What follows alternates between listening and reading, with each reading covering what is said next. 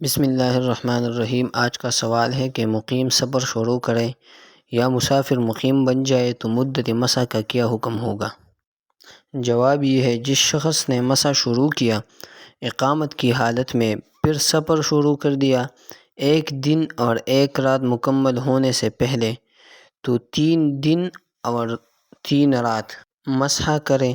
اور جس شخص نے مسح شروع کیا سفر کی حالت میں پھر مقیم ہو گیا، تو اگر وہ مسح کر چکا ہے 1 دن رات یا اس سے زیادہ، تو اس کے لیے موضع کا نکالنا ضروری ہے، اور اگر اس سے کم کیا ہو تو مکمل کرے 1 دن رات کے مسح کی مدت۔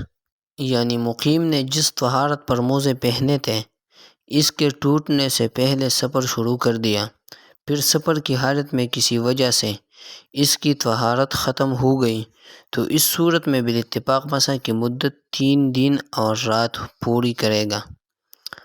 دوسرا صورت یہ ہے کہ حدث کے بعد اور مدت اقامت پوری ہونے کے بعد سفر شروع کیا، تو اس صورت میں بالاجماع 1 دن اور 1 رات پورے ہونے پر موزے نکال دیں۔